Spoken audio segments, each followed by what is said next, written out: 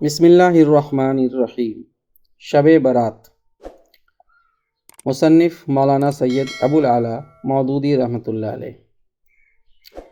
شب برات کو عموماً مسلمانوں کا ایک تہوار سمجھا جاتا ہے۔ اس کے کچھ مراسم بھی مقرر کر لیے گئے ہیں جن کی شدت سے پابندی کی جاتی ہے۔ دھوم دھام کے لحاظ سے تو گویا محرم کے بعد اسی کا نمبر ہے، مگر سچی بات یہ ہے کہ یہ خواہ مخواہ کا بناوٹی تہوار ہے۔ نہ قرآن میں اس کی کوئی اصلیت ہے، نہ حدیث میں، نہ صحابہ اکرام کے دور کی تاریخ ہی میں اس کا کوئی پتہ نشان ملتا ہے، اور نہ ابتدائی زمانہ کے بزرگان دین ہی میں کسی نے اس کو اسلام کا تہوار قرار دیا ہے۔ دراصل اسلام رسموں اور تہواروں کا مذہب ہے ہی نہیں، یہ تو ایک سیدھا اور معقول مذہب ہے جو انسانوں کو رسموں کی جکڑ بندیوں سے، کھیل تماشے کی بے فائدہ مشغولیتوں سے اور فضول کاموں میں وقت، محنت اور دولت کی بربادیوں سے بچا کر زندگی کی ٹھوس حقیقتوں کی طرف توجہ دلاتا ہے، اور ان کاموں میں آدمی کو مشغول کرنا چاہتا ہے جو دنیا اور آخرت کی فلاح و بہبود کا ذریعہ ہوں۔ ایسے مذہب کی فطرت سے یہ بالکل بعید ہے کہ وہ سال میں ایک دن حلوے پکانے اور آتش بازیاں چھوڑنے کے لیے مخصوص کر دے اور آدمی سے کہے کہ تو مستقل طور پر ہر سال اپنی زندگی کے چند قیمتی گھنٹے اور اپنی محنت سے کمائے ہوئے بہت سے روپے ضائع کرتا رہا کر۔ اور اس سے بھی زیادہ بعید یہ ہے کہ وہ کسی ایسی رسم کا انسان کو پابند بنائے جو صرف وقت اور روپیہ ہی پر برباد نہیں کرتا، بلکہ بعض اوقات جانوں کو بھی ضائع کرتی ہے اور گھر تک پھونک ڈالتی ہے۔ اس قسم کی فضولیات کا حکم دینا تو درکنار، اگر ایسی کوئی رسم نبی صلی اللہ علیہ وسلم کے زمانے میں موجود ہوتی تو یقیناً اس کو حکماً روک دیتے، اور جو ایسی رسمیں اس زمانے میں موجود تھیں ان کو روکا ہی گیا۔ حلوے اور آتش بازی کا معاملہ تو خیر اس قدر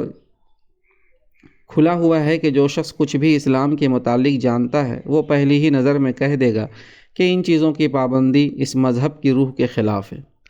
مگر جب ہم تلاش کرتے ہیں کہ شعبان کے مہینہ میں اس خاص دن کے ساتھ کوئی مستند مذہبی عقیدہ وابستہ ہے یا کوئی لازمی عبادت مقرر ہے تو ہم کو اس کا بھی کوئی نشان نہیں ملتا۔ زیادہ سے زیادہ اگر کوئی چیز اسلامی لٹریچر میں ملتی ہے تو وہ یہ ہے کہ ایک دفعہ شعبان کی 15ویں شب کو حضرت عائشہ رضی اللہ عنہا نے حضرت صلی اللہ علیہ وسلم کو بستر پر نہ پایا اور وہ آپ کو تلاش کرنے کے لیے نکلی۔ ڈھونڈتے ڈھونڈتے بقیع کے قبرستان پہنچی، وہاں آپ کو موجود پایا۔ وجہ دریافت کرنے پر حضرت صلی اللہ علیہ وسلم نے فرمایا کہ اس رات کو اللہ تعالیٰ آسمان دنیا کی طرف توجہ فرماتا ہے اور قبیلہ کلب کی بھیڑوں کے جس قدر بال ہیں اس قدر انسانوں کے گناہ معاف کرتا ہے۔ لیکن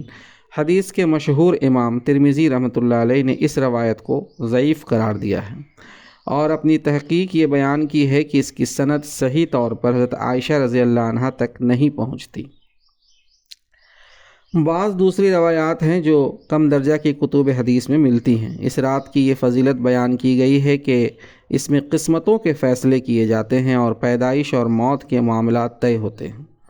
لیکن یہ سب روایات ضعیف ہیں۔ ہر ایک کی سند میں کوئی نہ کوئی کمزوری موجود ہے، اس لیے حدیث کی قدیم تر اور زیادہ معتبر کتابوں میں کہیں ان کا ذکر نہیں ملتا۔ تاہم اگر ان کی کوئی اصلیت تسلیم بھی کر لی جائے تو حد سے حد بس اتنا ہی نتیجہ نکالا جا سکتا ہے کہ اس رات میں عبادت کرنا اور خدا سے مغفرت کی دعا کرنا ایک اچھا فعل ہے جسے انفرادی طور پر لوگ کریں تو ثواب پائیں گے۔ اس سے بڑھ کر کوئی ایسی چیز ان روایتوں سے ثابت نہیں ہوتی جس سے یہ سمجھا جائے کہ 14ویں تاریخ کو یا 15ویں شب کو اسلام میں عید قرار دیا گیا ہے یا کوئی اجتماعی عبادت مقرر کی گئی ہے۔ حدیث کی زیادہ معتبر کتابوں سے جو بات ثابت ہے وہ یہ ہے کہ رسول اللہ صلی اللہ علیہ وسلم پر رمضان کی آمد سے پہلے ہی شعبان کے مہینہ میں ایک خاص کیفیت طاری ہو جاتی تھی۔ رمضان کا مہینہ وہ مہینہ ہے جس میں آپ کو اللہ تعالیٰ کی طرف سے پیغمبری جیسے عظیم الشان منصب پر مامور کیا گیا اور قرآن جیسی لازوال کتاب کے نزول کا آغاز ہوا۔ اس وجہ سے نہ صرف رمضان میں آپ صلی اللہ علیہ وسلم غیر معمولی طور پر عبادت فرمایا کرتے تھے، بلکہ اس سے پہلے ہی آپ صلی اللہ علیہ وسلم کی لو خدا سے لگ جاتی تھی۔ حضرت عائشہ رضی اللہ عنہا اور حضرت سلمہ رضی اللہ عنہا بیان کرتی ہیں کہ رمضان کے سوا سال کے باقی 11 مہینوں میں صرف شعبان ہی ایسا مہینہ تھا جس میں آپ صلی اللہ علیہ وسلم سب سے زیادہ روزے رکھتے تھے، بلکہ تقریباً پورا مہینہ ہی روزے رکھتے گزر جاتا تھا۔ لیکن آپ کا یہ طرز عمل اپنی ذات کے لیے خاص تھا اور اس گہرے روحانی تعلق کی بنا پر تھا جو نزول قرآن کے مہینے سے آپ صلی اللہ علیہ وسلم کو تھا۔ رہے عام مسلمان تو ان کو آپ نے ہدایت فرما دی تھی کہ ماہ شعبان کے آخری 15 دنوں میں روزے نہ رکھا کرے، کیونکہ اس میں یہ اندیشہ تھا کہ اگر عادتاً لوگ اس مہینہ کے آخری دنوں میں روزے رکھنے لگیں تو رفتہ رفتہ یہ ایک لازمی رسم بن جائے گا اور رمضان کے فرض روزوں پر خواہ مخواہ 10-15 مزید روزوں کا اضافہ ہو جائے گا، اور اس طرح لوگوں پر وہ بار پڑ جائے گا جو خدا نے ان پر نہیں رکھا ہے۔ اسلام میں خاص طور پر یہ بات ملحوظ رکھی گئی ہے کہ جو کچھ خدا نے اپنے بندوں کے لیے لازم کیا ہے اس کے سوا کوئی دوسری چیز بندے خود اپنے اوپر لازم نہ کر لیں۔ کوئی خود ساختہ رسم، کوئی مصنوعی قاعدہ، کوئی اجتماعی عمل ایسا نہ ہو جس کی پابندی لوگوں کے لیے فرض کی طرح بن جائے۔ خدا زیادہ بہتر جانتا ہے کہ اس کے بندوں کی بھلائی کن چیزوں کی پابندی میں ہے اور کس چیز کی کتنی پابندی میں ہے۔ اس کی قائم کی ہوئی حدوں سے تجاوز کر کے اگر بندے بطور خود کچھ رسمیں مقرر کر لیں گے اور فرض کی طرح ان کی پابندی کریں گے تو اپنی زندگی کو آپ تنگ کر لیں گے۔ پچھلی قوموں نے یہی غلطی کی تھی کہ نئی نئی رسمیں ایجاد کر کے اپنے اوپر فرائض اور واجبات کے ردے چڑھاتی چلی گئیں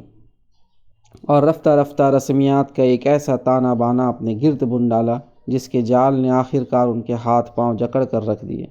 قرآن رسموں کو زنجیروں سے تشبیہ دیتا ہے اور حضرت محمد صلی اللہ علیہ وسلم کے مشن کا ایک بڑا کام یہ بتاتا ہے کہ ان زنجیروں کو کاٹ پھینکے جن میں انسان نے اپنے آپ کو خود کس رکھا ہے۔ یہی وجہ ہے کہ شریعت محمدی میں فرائض کے ایک نہایت ہلکا اور سادہ ضابطہ تجویز کر کے باقی تمام رسموں کا خاتمہ کر دیا گیا۔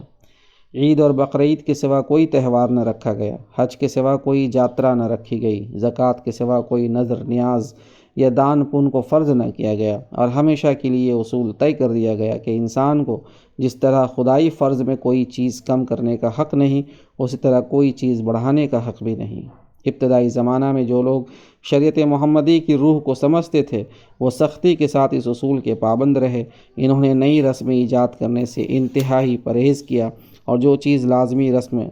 بنتی نظر آئی اس کو فوراً جڑ کاٹ کر رکھ دی۔ انہیں معلوم تھا کہ ایک چیز جس کو نیکی اور ثواب کا کام سمجھ کر ابتدا میں بڑی نیک نیتی کے ساتھ شروع کیا جاتا ہے وہ رفتہ رفتہ کس طرح سنت، پھر واجب، پھر فرض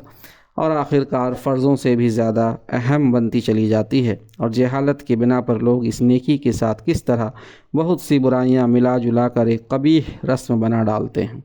اور اس قسم کی رسمیں جمع ہو کر کس طرح انسانی زندگی کے لیے ایک وبال اور انسانی ترقی کی راہ میں ایک بھاری روک بن جاتی ہے۔ اس لیے ابتدائی دور کے علماء اور امام اس بات کی سخت احتیاط رکھتے تھے کہ شریعت میں کسی نئی چیز کا اضافہ نہ ہونے پائے۔ ان کا یہ مستقل عقیدہ تھا کہ جو چیز شریعت میں نہیں ہے اسے شرعی حیثیت دینا، یا جس چیز کی شریعت میں جو حیثیت ہے اس سے زیادہ اہمیت اس کو دینا بدعت ہے، اور ہر بدعت گمراہی ہے۔ لیکن افسوس ہے کہ بعد کی صدیوں میں اس طرف سے انتہائی غفلت برتی گئی اور بتدریج مسلمان بھی اپنی خود ساختہ رسموں کے جال میں اسی طرح پھنستے چلے گئے جس طرح دنیا کی دوسری قومیں پھنسی ہوئی تھی۔ اس خرابی کی ایک بڑی وجہ یہ ہے کہ بعد کے زمانے میں جو قومیں اسلام کے دائرے میں داخل ہوئیں ان کو صحیح اسلامی تعلیم و تربیت نہ مل سکی۔ وہ اپنے ساتھ پرانے جاہلیت کے بہت سے خیالات اور بہت سے طور طریقے لیے ہوئے اسلام میں آ گئیں۔ ان کو صدہا برس سے رسمیات اور تہواروں اور میلوں ٹھیلوں اور جاتراؤں کی عادت پڑی ہوئی تھی۔ اس کے بغیر ان کے لیے مذہبی زندگی میں گویا کوئی لطف ہی نہ تھا۔ اسلام کی سادہ شریعت کے دائرے میں آ کر بجائے اس کے کہ وہ پرانی رسموں کا بوجھ اترنے اور پرانی زنجیروں کے بند کٹنے سے اطمینان محسوس کرتے، انہیں یہاں آتے ہی یہ فکر لاحق ہو گئی کہ کس طرح وہی بوجھ پھر اپنے اوپر لاد لیں جنہیں اسلام نے اتار رکھا تھا، اور وہی بیڑیاں پھر پہن لیں جنہیں اسلام نے کاٹا تھا۔ چنانچہ انہوں نے کچھ تو پرانی جاہلیت کی رسمیں ذرا سی ظاہری صورت بدل کر باقی رکھیں، کچھ نئی رسمیں خود ایجاد کیں، یہاں تک کہ اسلام کو بھی ویسا ہی رسموں اور تہواروں کا مذہب بنا کر رکھ دیا جیسے ان کے پرانے مذہب تھے۔ ان نئی رسموں کی ایجاد میں ماشاء اللہ خاصی باریک بینی سے کام لیا گیا، قرآن اور حدیث کو اس غرض کے لیے تو نہ چھانا گیا کہ اسلام نے انسانی زندگی کے لیے جو نظام نامہ مرتب کیا ہے اس کے اصول معلوم کیے جاتے، بلکہ ساری چھان بین میں اسی لیے کی گئی کہ کہاں ایک نئی رسم ایجاد کرنے کے لیے یا پرانی جاہلانہ رسموں کو جاری رکھنے کے لیے کوئی بہانہ مل سکتا ہے۔ پھر اگر کسی جگہ ایک بال کی نوک کے برابر بھی کوئی اشارہ مل گیا تو اس پر ایک پہاڑ برابر عمارت تعمیر کر ڈالی گئی۔ لوگ اپنی جگہ خوش ہیں کہ اسلام میں تہواروں اور رسموں کی جو کمی تھی اس کو انہوں نے پورا کر لیا ہے، حالانکہ دراصل انہوں نے اپنی جہالت سے وہ ساری بیڑیاں پہن لی ہیں جو اللہ نے اپنے نبی صلی اللہ علیہ وسلم کے ہاتھوں سے کٹوا دی تھی، اور اپنے آپ کو پھر اس جال میں پھانس لیا ہے جس میں پھنس کر دنیا کی کوئی قوم کبھی نہ ابھر سکی۔ وآخر دعوانا ان الحمد للہ رب العالمین۔